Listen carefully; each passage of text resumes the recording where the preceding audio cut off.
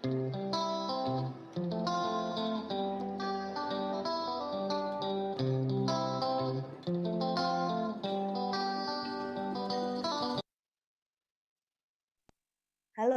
selamat siang, jemaat yang dikasih Tuhan, Shalom.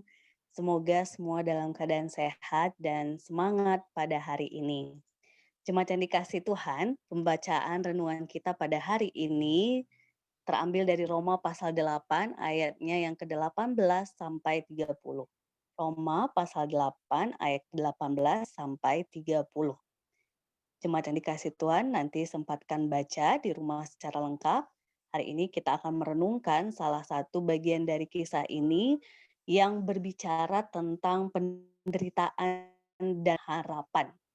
Nah, jemaat yang dikasih Tuhan, di tengah-tengah situasi pandemi ini, kita tahu ada banyak muncul hal-hal yang digandrungi oleh masyarakat kita di tengah-tengah situasi pandemi ini. Yang dulu diabaikan, tapi sekarang banyak yang terinspirasi. Misalnya adalah, nah ini saya ambil dari Google ya Bapak Ibu terkasih.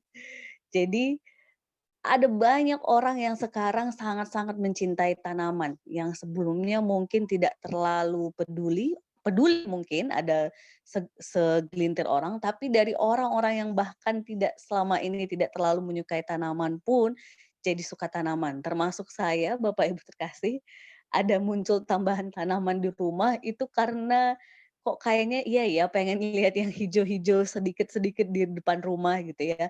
Yang ini menurut saya sesuatu yang menarik di tengah-tengah kita mengalami dinamika pandemi ini, ada hal-hal baik yang muncul digerakkan oleh orang-orang dan saling menginspirasi. Salah satu nats dalam bacaan kita hari ini berkata, kita tahu sekarang bahwa Allah turut bekerja dalam segala sesuatu untuk mendatangkan kebaikan bagi mereka yang mengasihi Dia, yaitu bagi mereka yang terpanggil sesuai dengan rencana Allah. Nats ini ingin menegaskan kepada kita bahwa penderitaan, segala sesuatu yang kita hadapi dalam dunia ini, itu sering sekali dengan kacamata manusia tampaknya sesuatu yang negatif. Tetapi dengan kacamata iman, dengan kacamata kasih Allah, semua itu mendatangkan kebaikan. Termasuk salah satunya di tengah-tengah situasi pandemi ini, sadar atau kita tidak sadar, bumi kita semakin lebih baik. Alam kita semakin lebih mendukung, dalam arti semua orang semakin merasakan apa pentingnya pohon, tanaman, orang semakin menghargai kebersamaan, orang menghargai kehidupan. Ini merupakan sesuatu yang mendatangkan kebaikan buat kita.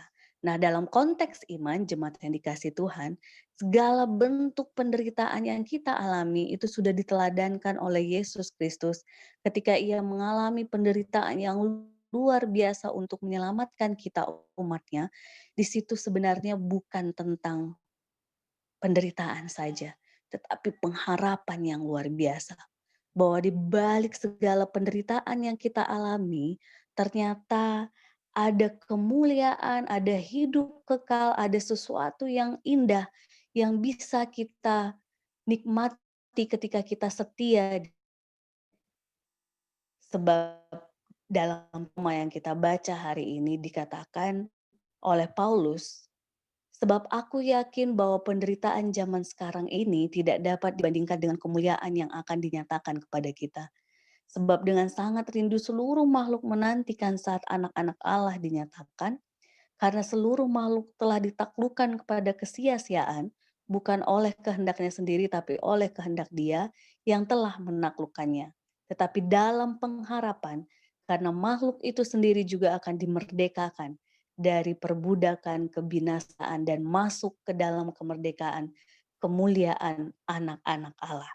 Ini merupakan sebuah penghayatan yang ditegaskan oleh Paulus untuk jemaat Roma, kepada kita bahwa ketika kita mengalami penderitaan yang beragam-ragam, baik sebelum pandemi atau setelah ada pandemi ini, jemaat yang dikasih Tuhan tetaplah pegang pengharapan itu.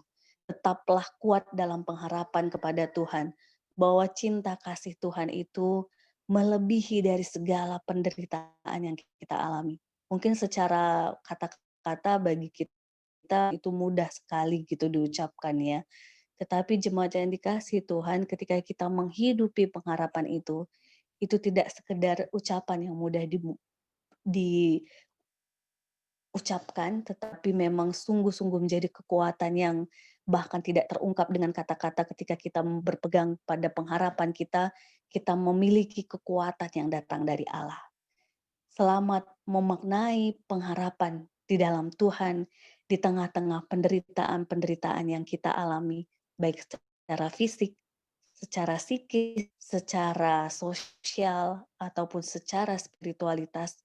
Yakinlah, Tuhan itu menjanjikan kemuliaan hidup kekal bagi setiap anak-anak yang berpegang pada perintah-perintahnya. Tuhan memampukan kita. Amin.